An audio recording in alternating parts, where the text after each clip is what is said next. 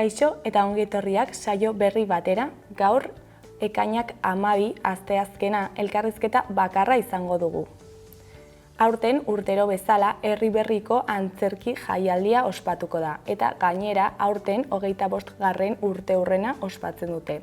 Eta horren inguruan hitz egiteko Ane Pikazarekin egongo gara gaur. Baina horrekin hasi baino lehen goazen betiko edukiarekin. Goazen orain gaurko efemerideekin. Gaurko egun batean, 1512an Armada Nafarreko Pedro Mariskalak eta Mauleko Ladron Beaumontarrak kontaktuak hasi zituzten gaztelaren inbasioa ekiditen saiatzeko. Urte batzuk geroago, 1942an, Ane Frank gazteari egunerokoa oparitu zioten. Egun berean, baina 1964an, Nelson Mandelari bizi osoko kartzela zigorra ezarri zioten. Eta bukatzeko 1976an Alberto Soliño Mazas pasaitarra hil zuten Eibarren, kalez jantzitako guardia zibil batek. Gaurko lerroburuak ikus ditzagun orain.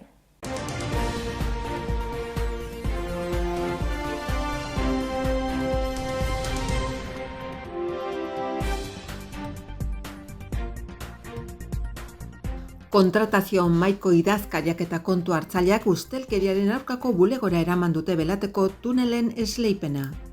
Sarrigurengo Kabarzeno eraikinak 40% aurreztuko du energia kontsumoa eta 120 tona CO2 isurtzea saiestuko du eguzki instalazioari esker.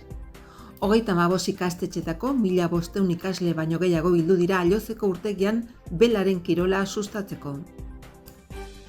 Nafarroko lehendakariak waterpolo Iruña zoriondu du ohorezko mailara igo dela eta bereziki hunkitu eta harro agertu da emakumezkoen talde nafarraren lorpenagatik.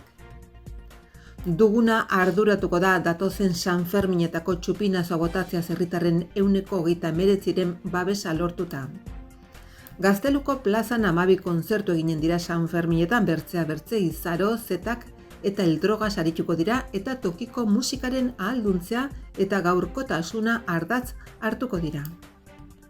Javier Poveda artista iruindarrak aritzaren tinkotasuna eta vertikaltasuna eramanen ditu Ziudadelako labera, argilunen, kolorearen eta iluntasunaren arteko joko batean. Tomas Sobrino Abansek mistoen eraikinean aurkeztu ditu bere oliozko paisai naturalak geratzen zaizkiun zuhaitzak erakusketan.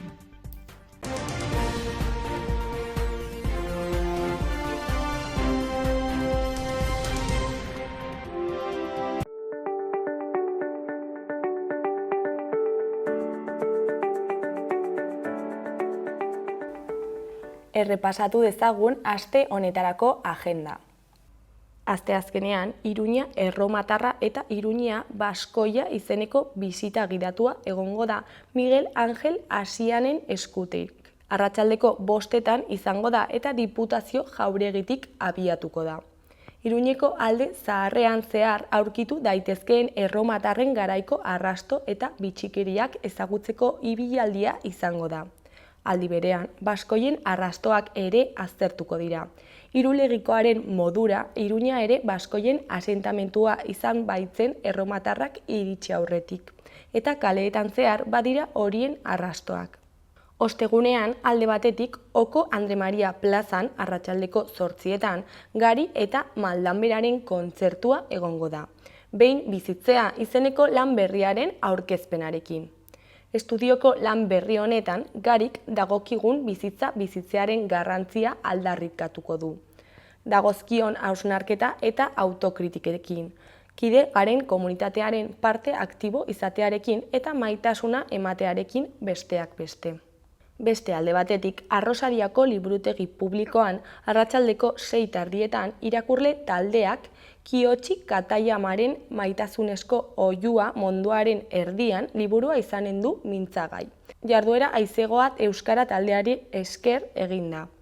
Ostiralean, egun motelak kolektiboak 2. jaialdia antolatu du Iruñeko Aintzina tabernan. Borla, Sex Tab, Beta Maximo dira arituko diren taldeak, eta ondotik DJ Señora eta Landa Landan. Arratsaldeko 8:00 aurrera izanen da eta sarrerak momentuan bertan 5 euroan eskuratu daitezke.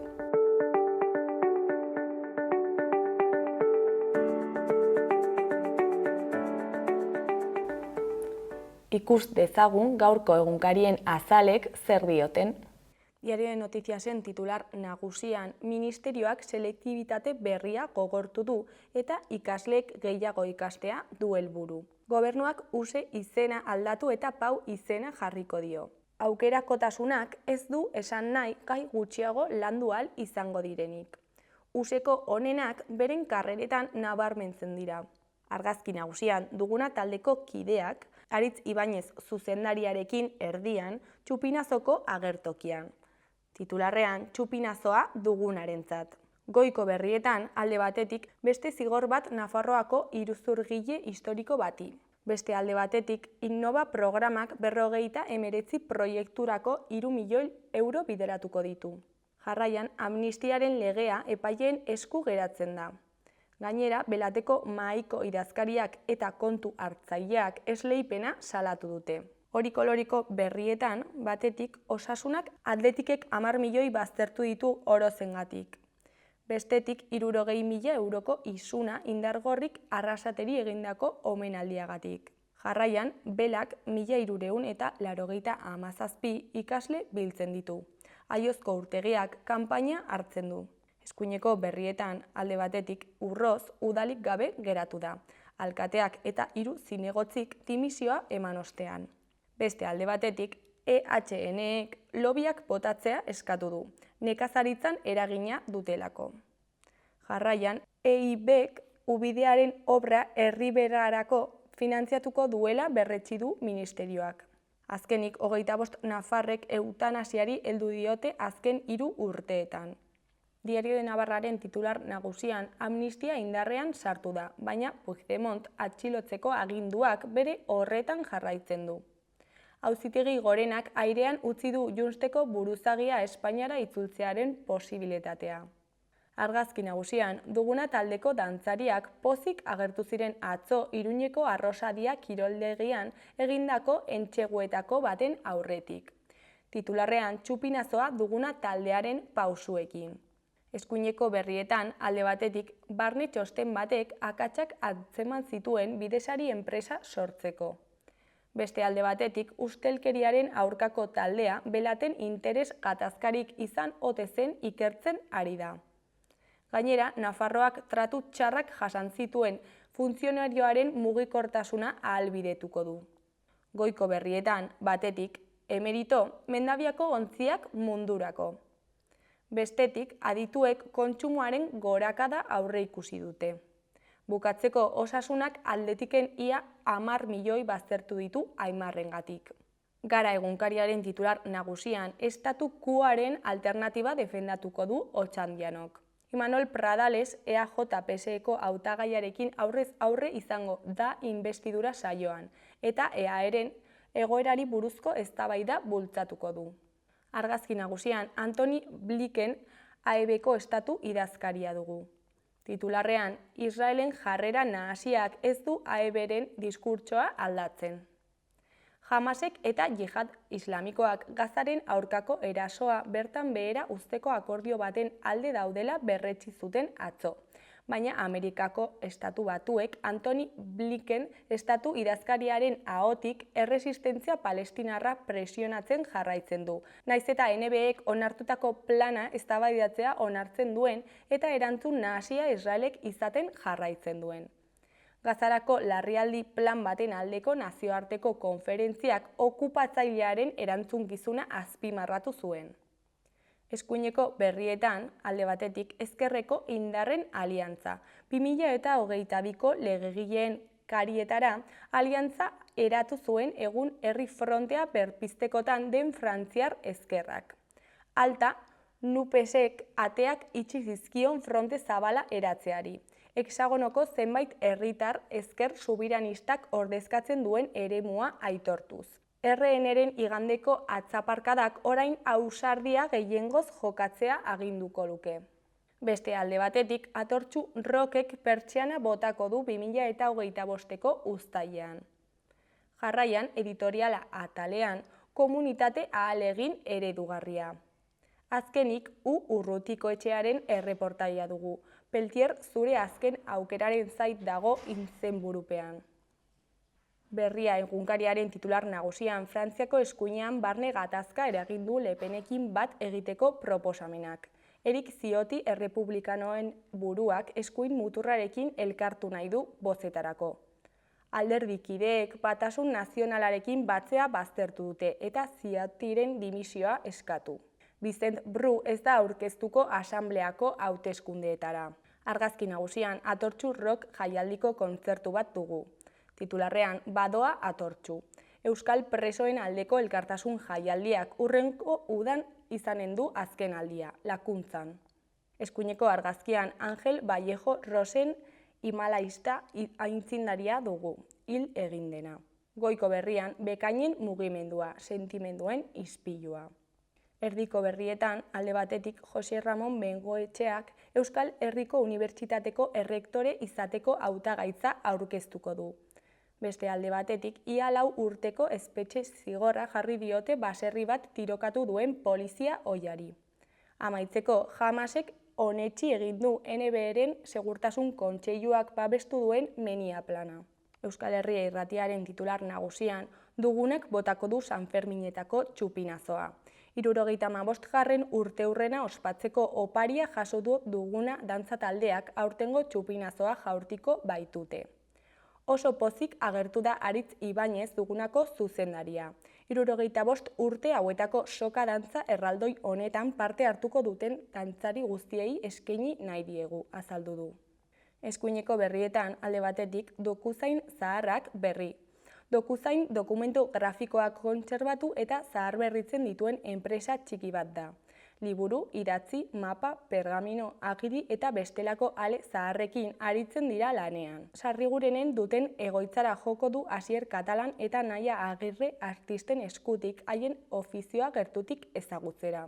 Beste alde batetik, bide berri bat elkartasunari.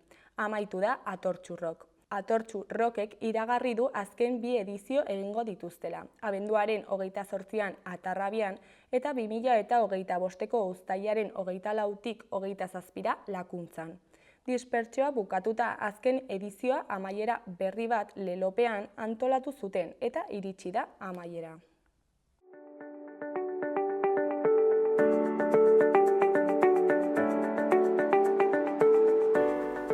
Gaurko eta biharko eguraldia ikusiko dugu.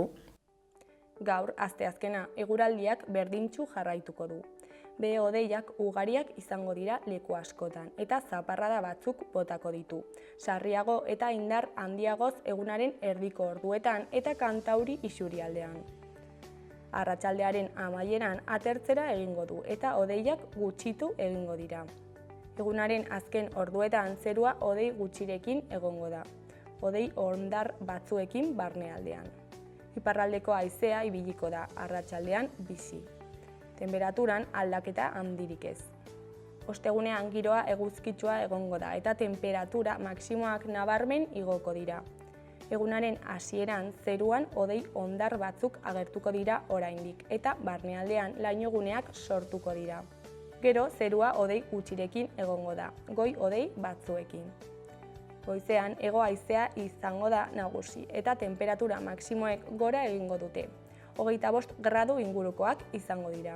Eguerdian kostaldean brisa sartuko da eta arratsaldea aurrera joan ahala haizea iparraldera aldatuz joango da barnealdean. Azken orduetan hodeiak ugaritu egingo dira.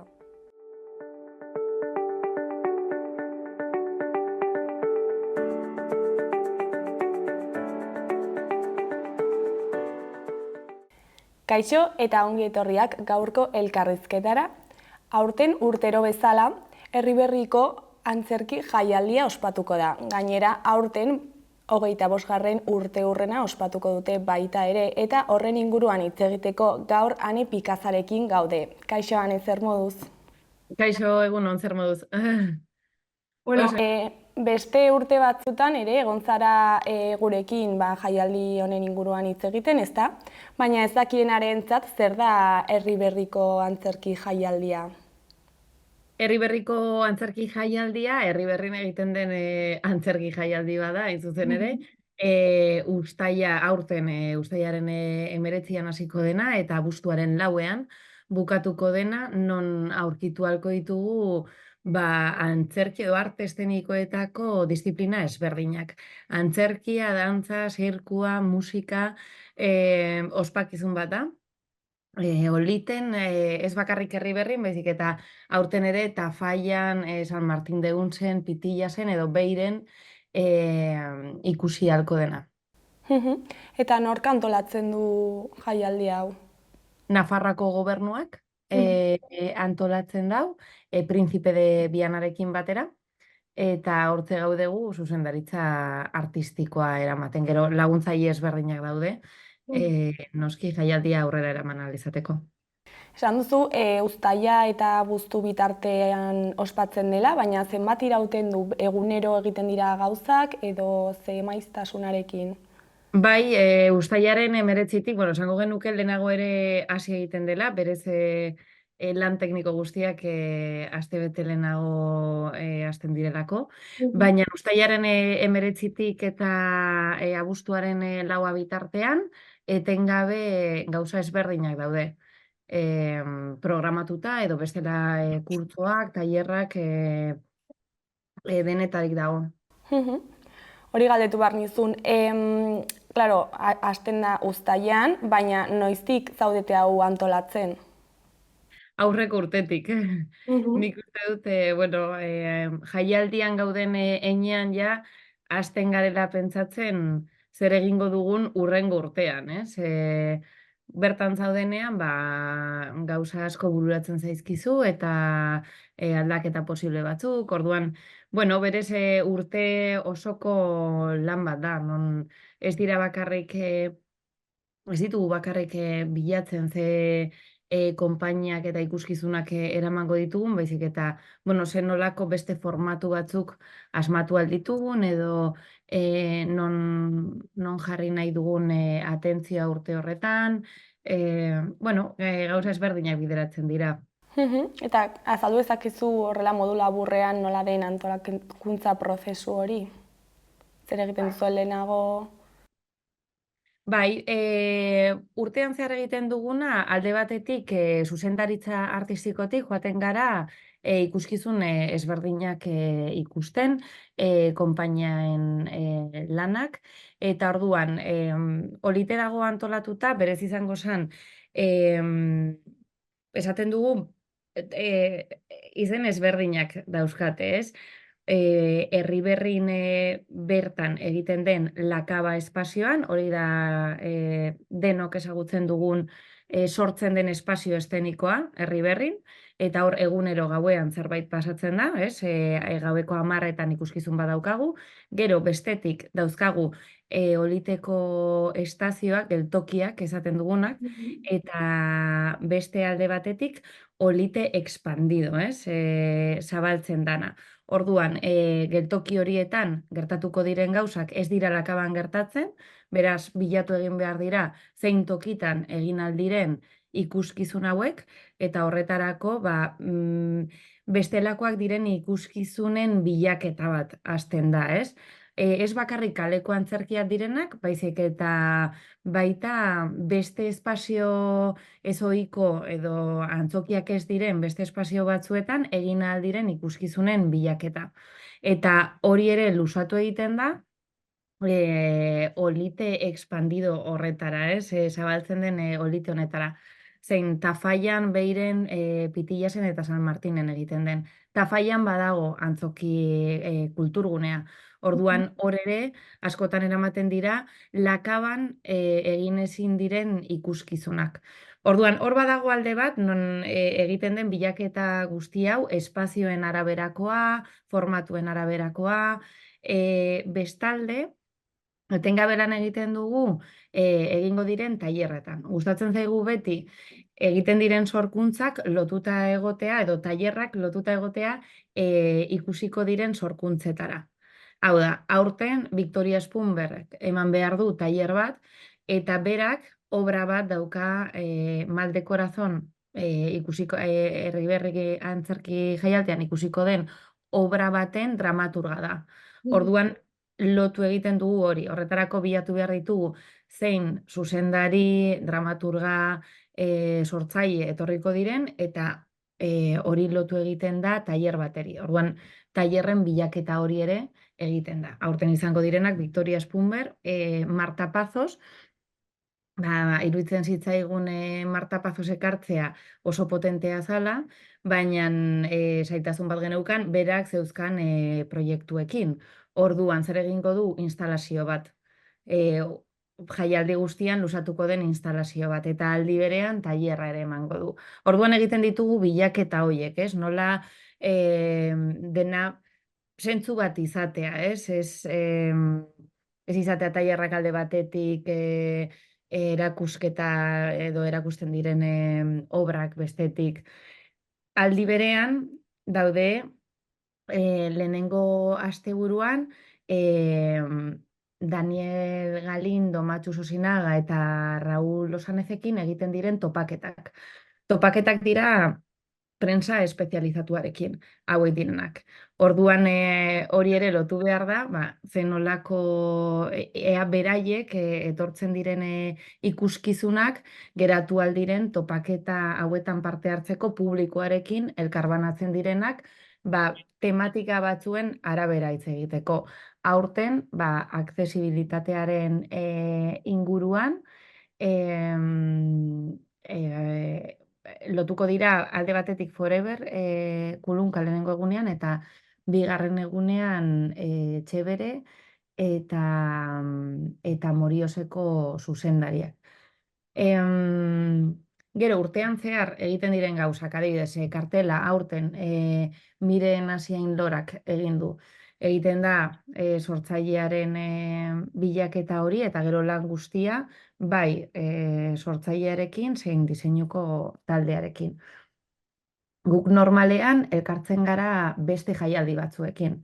Aurten bila ekartzen dena, da Madrilen egindako topaketa batzuen harira, non Grekeko jaialdia, Almagroko jaialdia, Mit Derribadabiako jaialdia, bestelako jaialdi batzuetako zuzendari artistikoak elkartu ginen ikusteko apur bat, zenolako programazioa geneukan, eta bestalde ea pieza bat ekarrita mugitu genuen espazio ezberdinetatik. Denon artean, modu batean elkarbanatzeko atzerritarre konpainia bat ekartzeko aukera, eta bestalde, konpainia horreri ere bide bat emateko, ez etortzeko estatura bakarrik emanaldi bakar bat egiteko.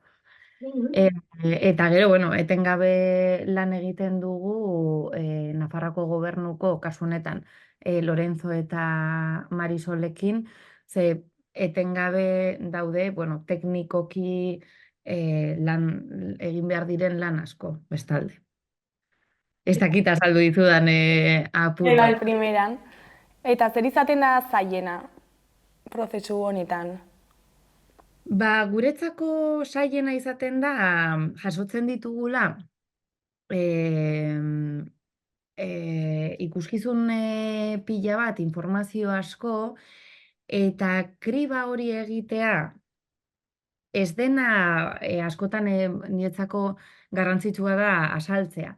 Ez da bakarrik kalitatearen araberako kriba bat, edo gure gustokoa izan edo ez izatearen erabaki bat, baizik eta guk sortu genuenean edo aurkeztu genuenean proiektua, bazeuden lerro batzuk, programazio oneri eusteko. Horien artean, programazioaren 50% emakume batek idatzia zuzendua eta sortutakoa izan behar zuela. Bestetik, euskerazko programazio egon behar zuela. Bestetik, programazioa anitza izan behar zela. Hau da, zirkuak, dantzak, musikak bere presentzia izan behar zutela. Dramaturgia berriei ekingo geniola. Sorkuntza edo sortzaile gazteei ere erantzun bat eman nahi geniola. Aksesibilitatearen inguruan lan egingo genuela. hainbat lerro eta hildo daude. Orduan, guk programazioa, Mariak eta biok programazioa egiten dugunean, gure proiektuari erantzun egin behar diogu. Eta gure proiektuari programazioaren bitartez erantzuten diogu. Horrek esan nahi du askotan, gustoko ditugun pieza asko, kanpoan geratzen direla, guk bete behar dugulako aurkeztutako proiektu hori. Modu batean iruditzen zaigulako, bueno, horretan sinisten dugula, ez? Orduan zailena, gustatzen zaizkizun pieza asko kanpoan geratu beharra, hori niri zaila iruditzen zait. Denok ez garelako sartzen, espero dugu edo gustatuko litzaiguke urte pila batetan egotea denok sartzeko, ez? Baina kasu honetan 4 urtetarako daukagu zuzendaritza artistikoa. Eta gaiaren aldetik urtero gai konkreturen bat lantzen da edo antzezlan bakoitzak bere gai espezifikoa du? Badago gai orokor bat esango genuke, batzuetan nahi gabe ateratzen dena edo bueno, ez dakit, aurten bagenekien publikoarengan jarri nahi genuela begirada. Eta suposatzen dut igual, hausnarketa hori egiten duzunean, nahi eta nahi ez, heltzen zaizkizun ikuskizunetatik, basoazela erabaki batzuk hartzen, ez? Badago hasieratik bai, gure gaur eguneko gai sozialei, edo bai, gizarteko gai horiei begiratu nahi zien aukeraketa bat, ez?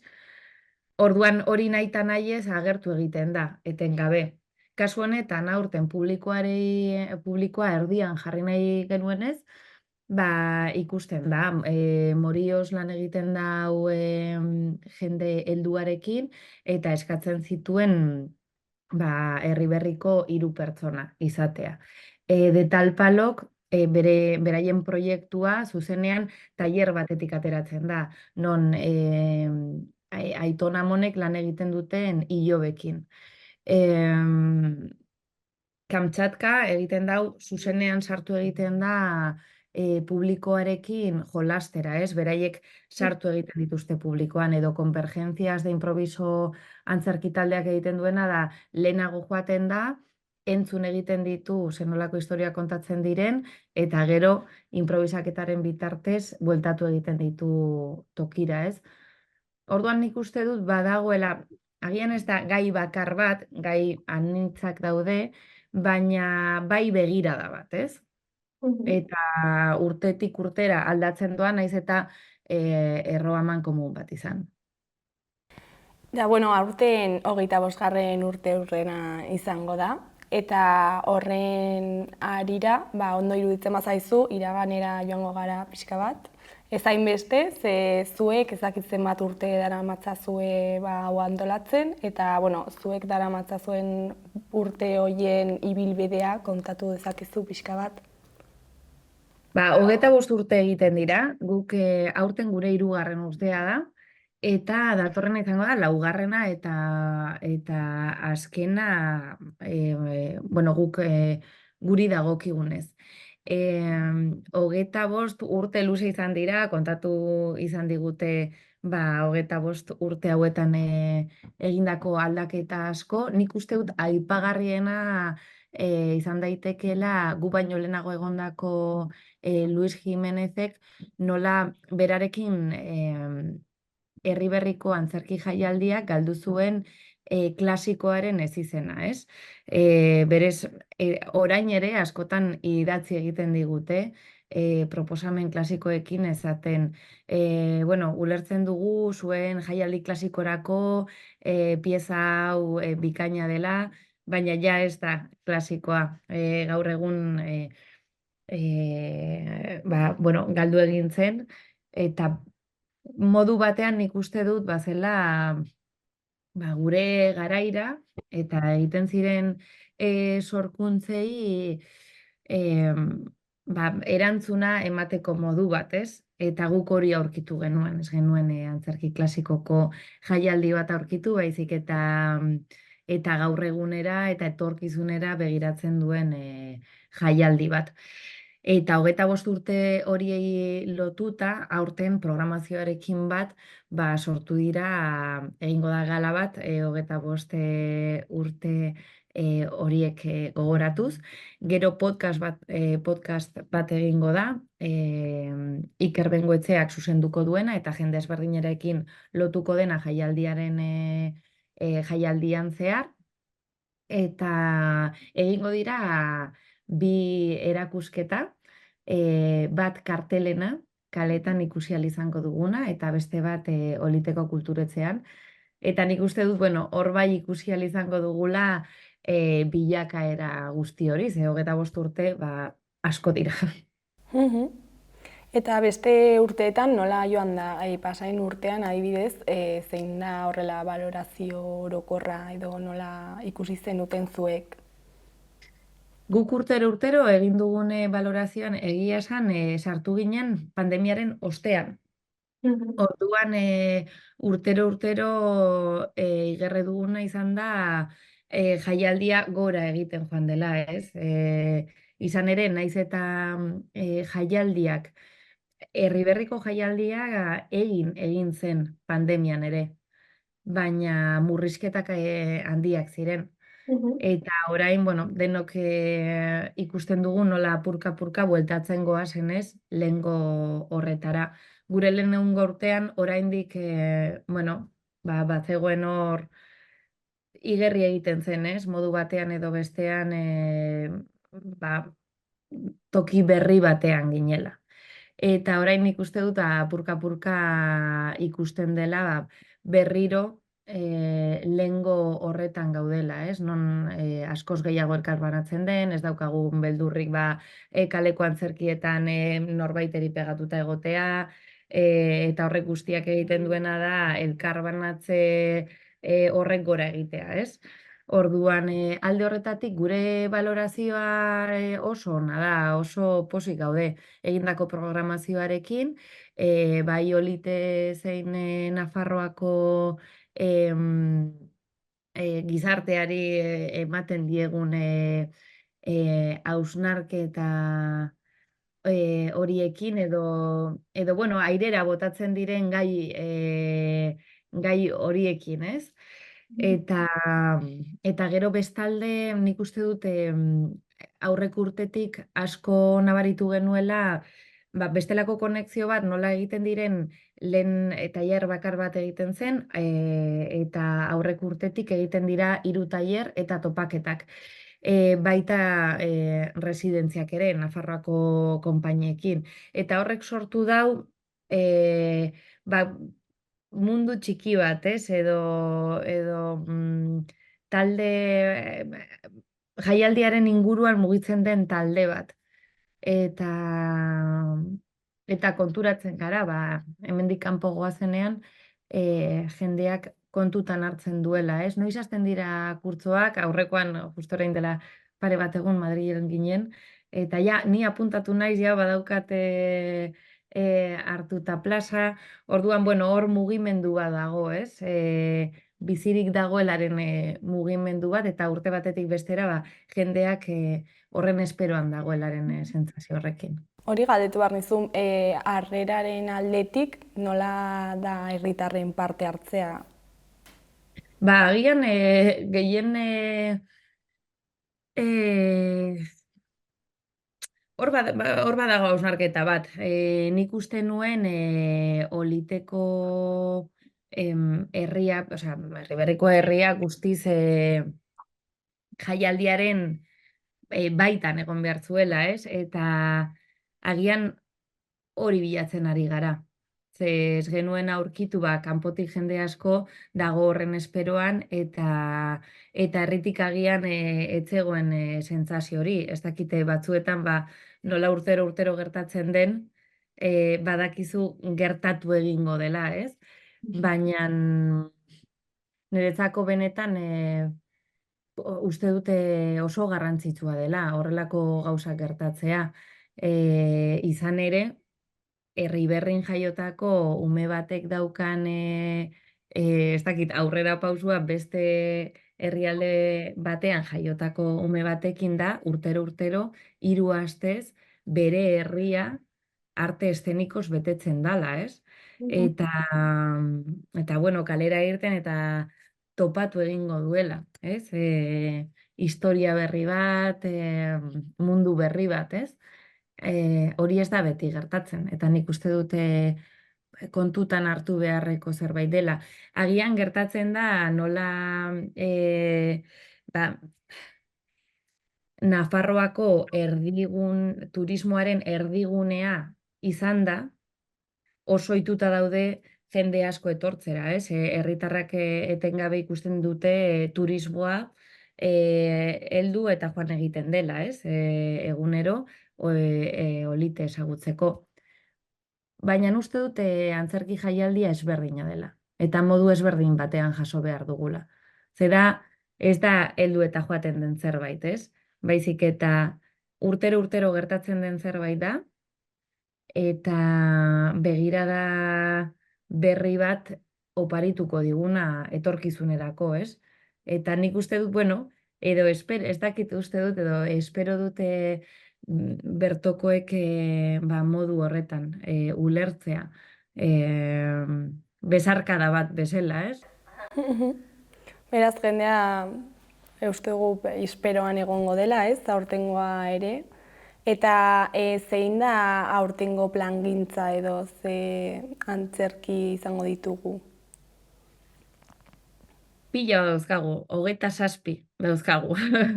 Orduan, bueno, lehen esan bezala, Lakaban egunero gabeko 10etan izango dira ikuskizunak.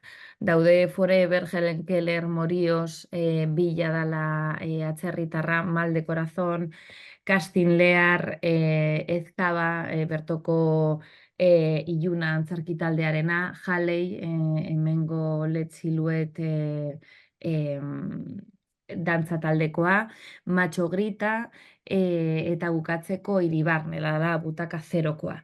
Hoiek dira Lakaban joaten diren, esango genuke, ikuskizun handiak. Horregatik daukate behar hori, ez? Lakabako behar hori. Gero, badauzkagu lehenengo asteburuan, lehen esan bezala topaketak egiten dira, bai larun batean zein igandean, Lakaban egondako konpainia horiekin, eta badaukagu bebai Beiren eta San Martin de Eunsen Bobas, dela Jimena Kaballetik sortutako ikuskizun bat, hainbat sari irabazi dituena, kalean egiten dena, eta berez, bueno, klaunetik abiatzen den proposamen bat da, non hileta baten esperoan dauden, eta apaiza ez da hildakoa ez diren agertzen. Igandean, bueno, asteko lehenengo egunean egongo da Melenas musika taldea ere, oso ezaguna Nafarrokoa. Hori izango da Forever bukatzean Lakaban.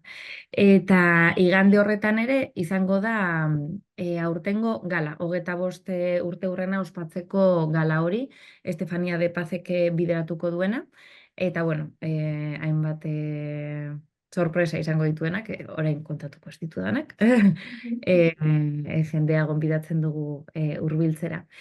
Bigarren astean tailerrak hasten dira, esan bezala Marta Pazosekin egingo dena eta Victoria Spunberrekin. Nik uste dut jende pila bat apuntatu dela eta bukatzeke daudela, orduan hori aste horretan zehar izango dira. Eta aste arte horretan, geratzen dira, 2 aste izango genukena, izango genuke Itziar Manero, bere memoria piezarekin, egiten duena, bueno, bera saiatzen da, bere amamaren memoria eusten, ez? Edo grabatuta uzten. Tafallan, El mundo está roto, pero no se puede caminar, dala in extremis bertoko Nafarroko konpainiarena. Pitillazen ikusi halko dugu Convergencias, gerora hurrengo astean ere beiren ikusiko duguna, beraiek dira de improviso, lehen aipatu bezala, dira Nafarroako antzerki konpainia bat, lan egiten dutena, bertoko, kasu honetan pitilla zein beireko memoriarekin, istorioekin, eta gero zuzenean publikoarekin improvisaketaren bitartez, bueno, sortzen dute leku hau non berreskuratzen dituzten istorio guzti hauek. Kantzatka ere badaukagu, kaleko antzerkia egiten duten talde handi bat, herrian murgiltzen direnak, erabat. Eta horiekin bat, Teobaldoseko plazan ikusi ahalko dugu baita Juguen, dala La Banda Teatro Zirkoko azken ikuskizuna, orain gutxi estrenatu dutena. Gero, 26an, uztailaren 26an, Tafallan, oso garrantzitsua eta deialdi berezi bat egiten dut Tafallan egiten diren ikuskizunei. Kasu honetan, euskeraz egingo den Aurra 104, Aurra 104 ikuskizunari. Oso garrantzitsua iruditzen zaigu euskerazko proiektuak ekartzea, kasu honetan. Hau izango da, euskeraz egiten den ikuskizun bakarra. Aurreko urtean Trapuzikinak egin zen Erriberrin, eta oso ondo funtzionatu zuen. Eta horrek postasun handia ematen du, ikustea euskerazko ikuskizun bat beteta dagoela, modu batean bermatzen du beharrezkoa dela, eta nahi dugula. Orduan nik dei berezi bat egiten dut, ikuskizun hau Tafallan bete dezagun, euskarari begira. Hurrengo egunean, izango dugu Oliten bai Galindos, MDR dala Muertos de Risa, beraiek konpainia klasiko bat dira, klauneko konpainia klasiko bat, baina oso begirada berritzaile batekin, ez da klaun tipiko bat, dira, bueno, kasu honetan hiltzeko modu ezberdinak probatzen dituzte, nahiko makarrak esango nuke, baina, bueno, asko merezi duena. 28an, uztailaren 28an, badago seminario bat, Detalpaloko Miguel Oiarzunekin.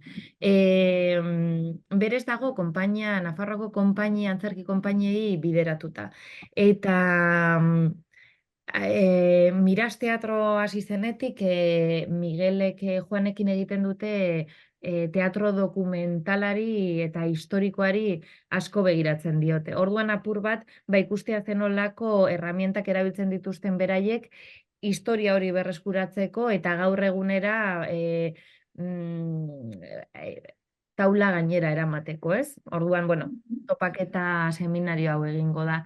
Eta egun horretan bertan ere ikusi ahal izango dugu El Patio Teatroko Entrañas. Dala oso pieza berezia, bere txikitasunetik, ez? Eta naiz eta oso espezifikoak izan, gai direlako istorio handiak kontatzeko. Eta ja, azkeneko asteari begira, izango genuke gazteen tailerra, 8 urtetik 16 urtetara bideratutako tailer bat dana, Nacho Bilbaurekin, berak cross-border proiektuaren baitan lan egiten du, gaztei begirada berezi bat jartzen diena, eta berak ere, lehen esan bezala, bere ikuskizun bat izango du, kasu honetan, abuztuaren 2an, Kanzion deitzen den ikuskizuna, eta lan egiten du publikoarekin bat abesti horien bitartez. Eta zer gehiago dago, Detalpalo Miguel Oiartzunek seminarioak eman behar duena, tailer bat egingo dau, Iloben eta Aiton Amonen artean, gerora pieza batean erakutsiko dena aurten lehenengo aldiz irekiko delako San Franciscanos Elisa. Eta bertan egingo da ikuskizun hori. Eta aste horretan bertan ere, jaialdi guztian zehar egindako bi residentziak aurkeztuko dira, kasu honetan direla Filias eta Volver, eta azkeneko astearen lehenengo egunetan erakutsiko dena, eta bukatuko genuke ja Akirarekin Tafallan. Akira eta Lalia Iguade egiten dutela Together, Tafallako kulturgunean. Eta, bueno, Lakabako hasieran esandako ikuskizunekin. Hau da, Primeran oso betea. Eta, bueno, ja bukatzeko, ez dakit zer espero duzue jaialdi, bueno, aurtengo jaialdi honetaz.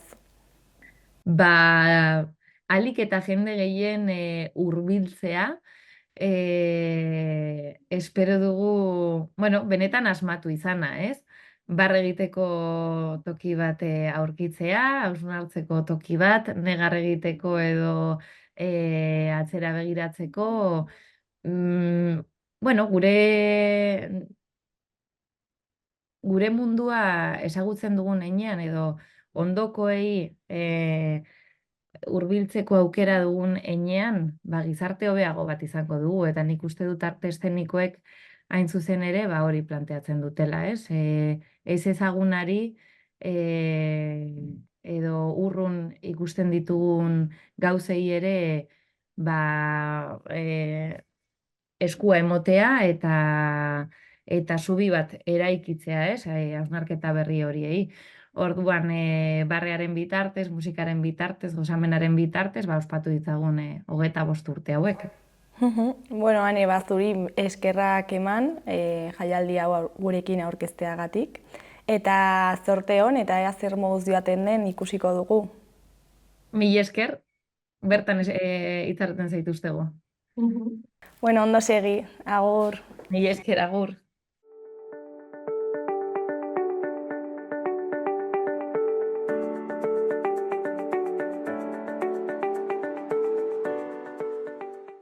Gaurkoz, hau izan da dena, bihar itzuliko gara eduki eta elkarrizketa berriekin. Ondo segi, agur.